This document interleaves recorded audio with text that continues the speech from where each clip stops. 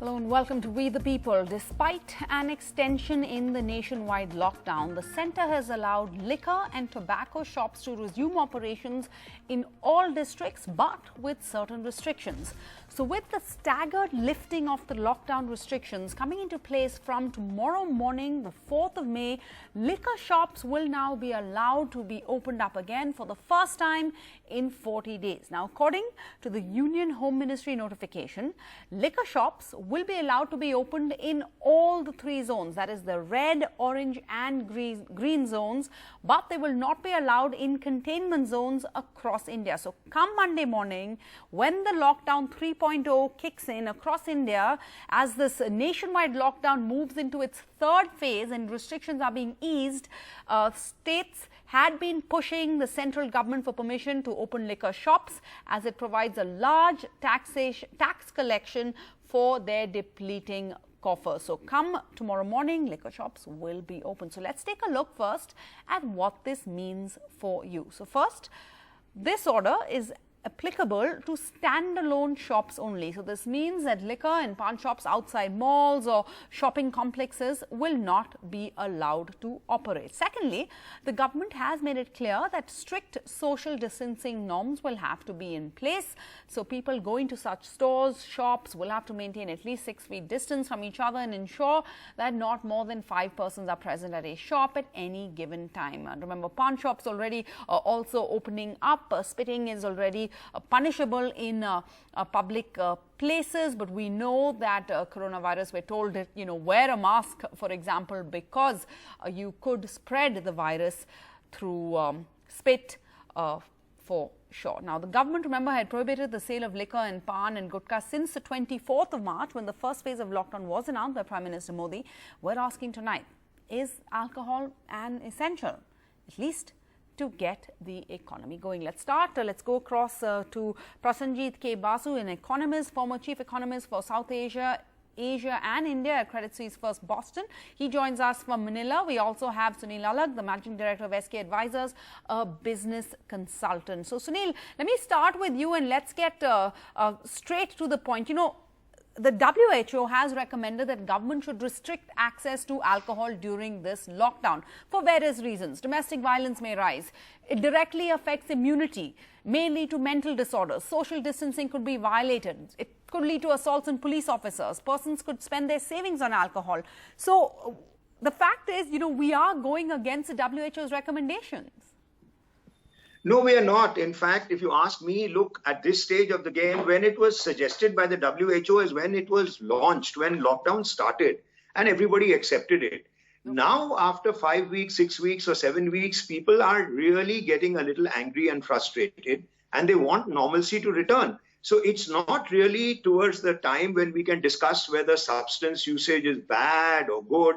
And we can leave that alone for a longer time. Look, for time immemorial, people have been talking about the violence because of alcohol or anybody who is drinking too much. Now, that is an old problem and has to be dealt with. I'm not against it. But closing taps will be a classic case of the cure worsening than the disease, because people want to return to normalcy. You can follow all the rules. Only 5 people can stand in front of a shop.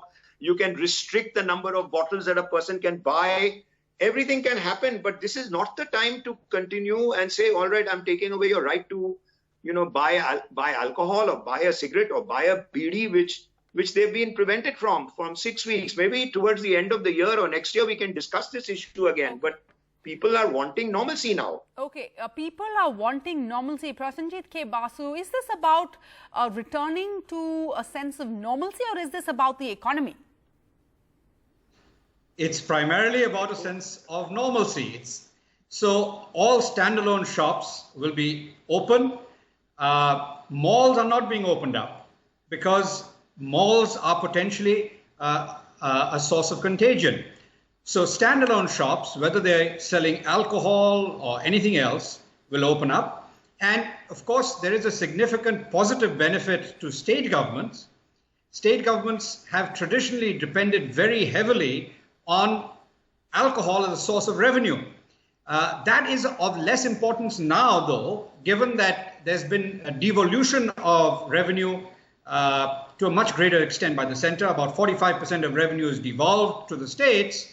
And so the states are not as desperate now for alcohol-related revenues as they used to be in the past, particularly in the pre-GST past.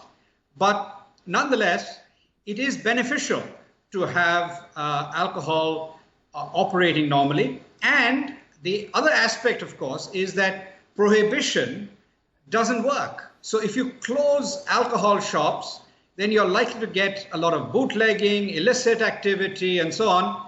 And if anything, it is actually probably making things a bit safer by allowing the sale of alcohol in standalone shops. Okay, Sunil Alag, how is this returning to normalcy? Like, why? I'm trying to figure out the priorities of opening up alcohol stores when, for example, barber shops or so much has not returned to normal. Why does alcohol stores get picked for returning to normalcy? No, I think it's not just alcohol. Prasenjit Basu is saying it's not adding so much to the state's exchequers right now. States are struggling to revamp health infrastructure, provide food to millions who are left jobless. At least if the argument you were making is that, look, we don't have a choice, we have to do this because the economy is in dire straits and this will help. But to say, make an argument saying we want to return to normalcy, we don't have schools, our kids aren't going to schools. Is alcohol the normalcy that we want? Look, it's got nothing to do with just alcohol. If you're going to open the pan shops, if you're going to open the bidi shops, how can you tell them not to sell cigarettes, not to sell bidis? You're opening up the shop, their main income is from that.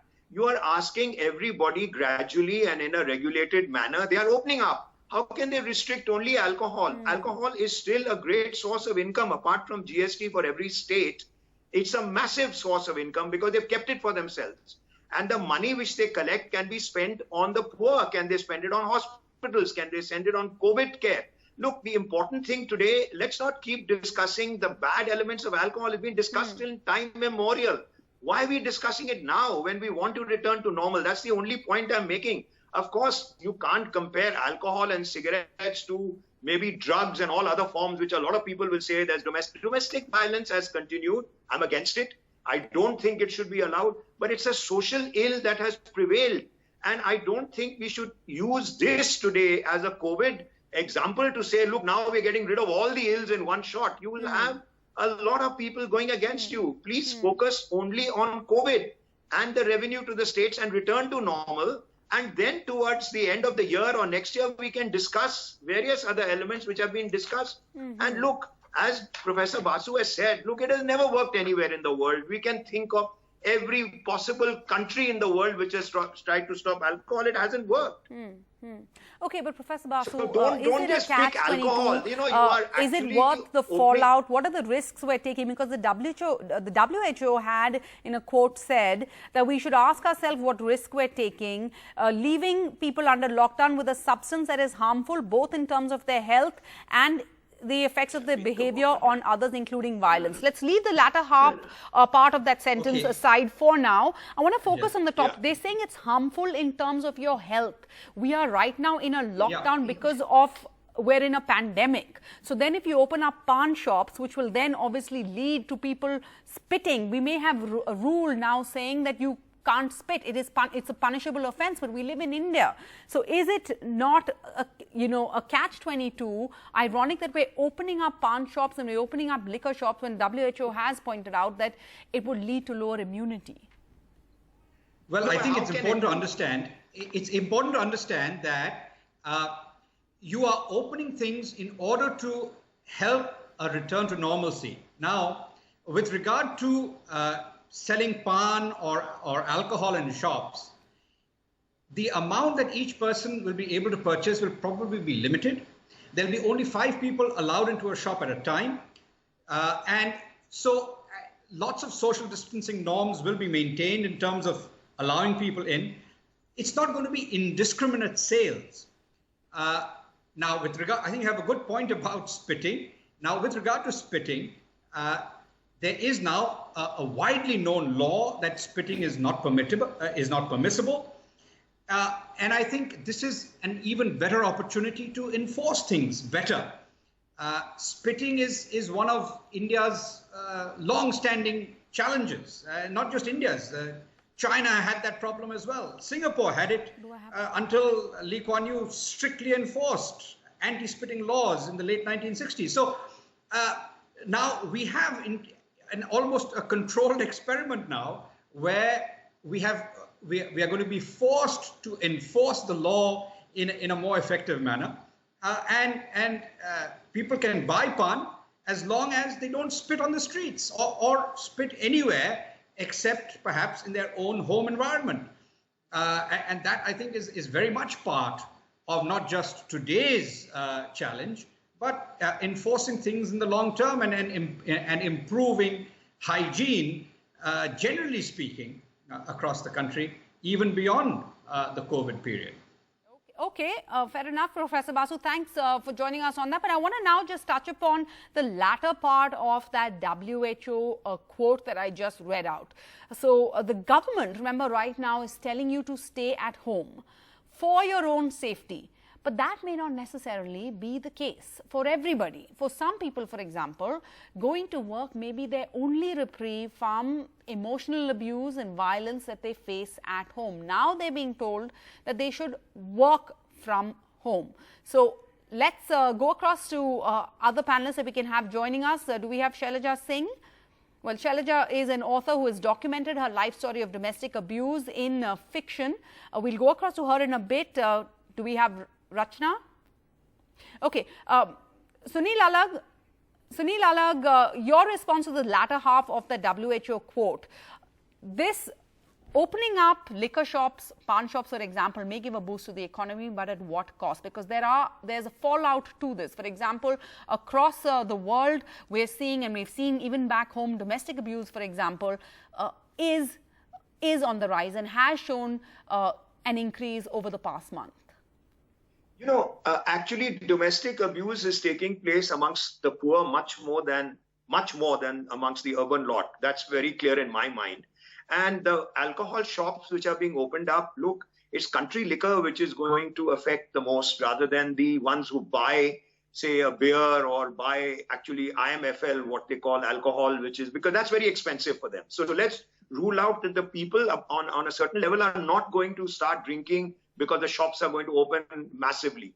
So country liquor and everything else can be controlled rather than them buying it through bootleggers and dying. Look, the question of, I am not against anyone who says smoking is bad or alcohol is bad. Look, but this is not the point to discuss it. Let's open up, let's return to normalcy, let people feel they have the right to choose back. And maybe next year, once the economy starts going, I'm with everyone who starts discussing, oh, let's stop this, let's stop that, because we are in a position. Are we in a position today? Are we setting a precedent where everybody will then use it to say, okay, let's stop this, let's stop that. And then everybody will say, are we under a dictatorship? It is very easy to control spitting in Singapore, which is a very small country. 1.4 billion people, or 1.3 billion if you want to say, in villages and all, which are uneducated. How on earth, look at the employment that you're going to generate when you open these shops. The dhabas must open because the trucks are moving. Are you going to close all the dhabas? Are you going to say that no cigarettes will be sold in all dhabas? Then people will smuggle it. Why are you encouraging everything to go underground? And everybody will break rules. And also, I think studies have shown that it's not necessarily that domestic violence only occurs amongst people who live in lower economic strata. Let me go across now, though, to Rachna, who joins us. She's a survivor of domestic abuse in her past. Rachna ji, thank you. You're joining us on We the People. आप क्या कहते हो जब आप सुनते हो कि domestic abuse घरों में increase हो रही है over the past month, जब सब लोग लॉकडाउन पे हैं और अब सरकार कह रही है कि अल्कोहल शॉप्स और लिकर के दारू की दुकान अब खुलेंगे? एक्चुअली मैम, मेरा कहना यही है कि जब इतने लोग इतने परेशान हैं तो सारी दुकानें तो बंद हैं, बट अल्कोहल की शॉप नहीं खोलनी चाहिए. रचना, आपके साथ क्या हुआ था और आप एज अ सर्वाइवर आपको क्या लगता है लोगों के घरों में क्या हो रही है अभी, जब वो देर अंडर लॉकडाउन, वो बाहर भी नहीं जा सकते थे। पहले अगर कोई डोमेस्टिक अब्यूज के विक्टिम थे, एटलीस्ट 8 घंटे के लिए वो बाहर जा सकते थे, किसी और के साथ बात कर पाते थे। अब वो सब नहीं हो सकता है। नहीं, मेरा कहना यही है कि अगर लॉकडाउन है तो आप अपने घर में रह के, लोग बाहर जाके कुछ अपना टाइम निकाल लेते थे। अच्छा, अब घर में हैं तो उनको कितनी चीजें फेस करनी पड़ती हैं, चाहे वो अच्छी हो बुरी हो। मेरे हिसाब से घर में रहना बहुत ज्यादा ही मुश्किल होता है। जो लोग अपनी मुश्किलों से वैसे ही परेशान हैं, फिर भी उन्हें मजबूरन घर में रहना पड़ रहा है।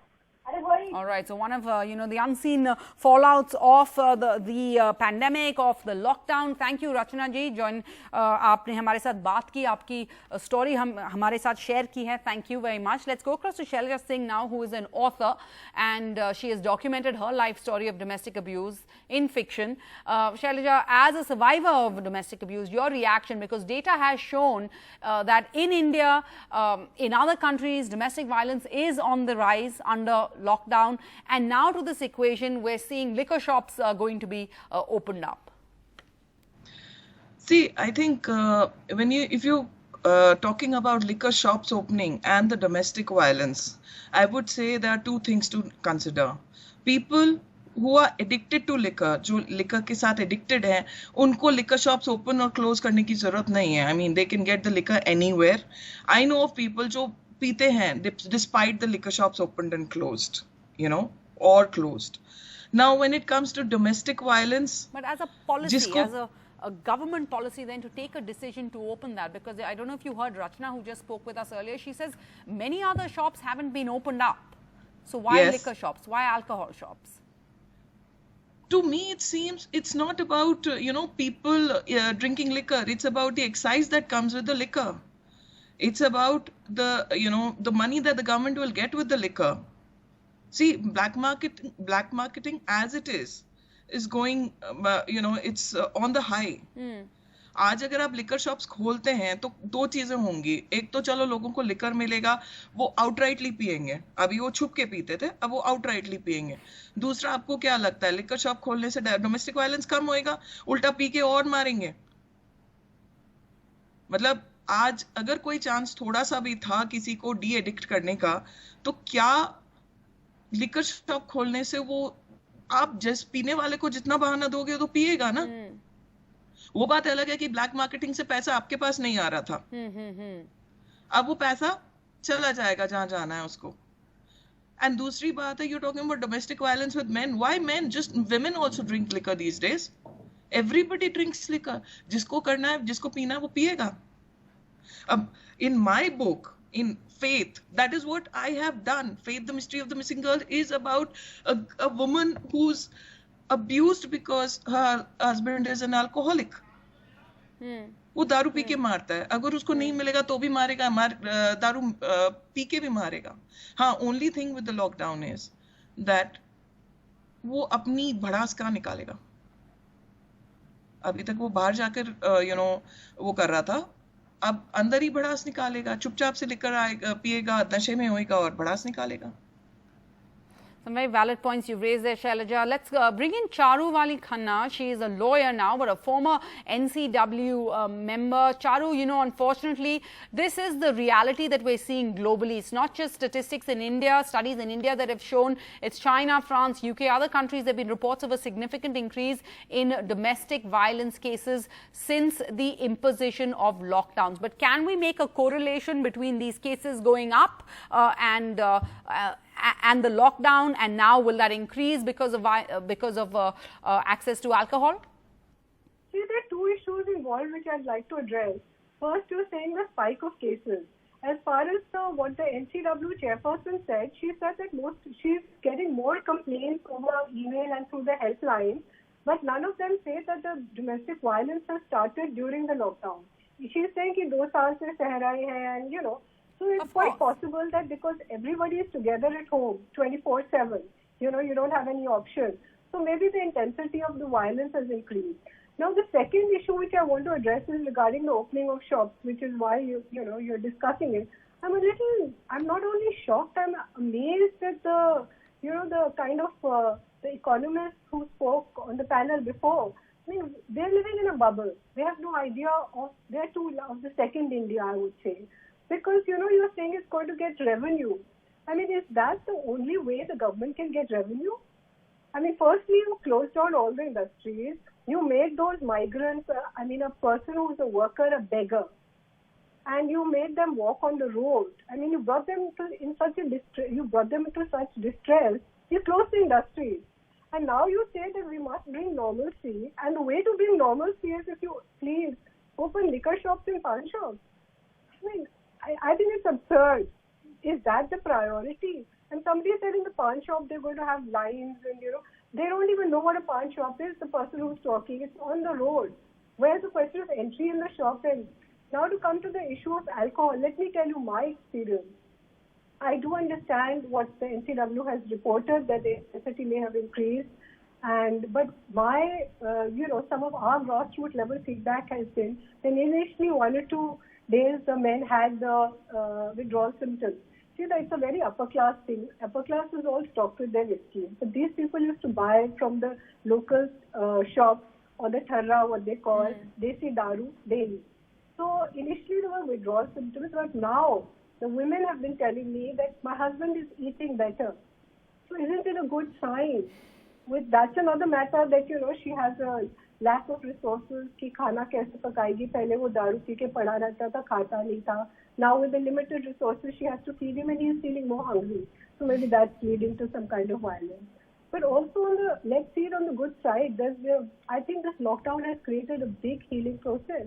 Because men used to say that तू करती क्या है, सारे दिन पड़ी रहती है, खाना क्या बनाती है, क्या करती है. But now they know what it is to be at home.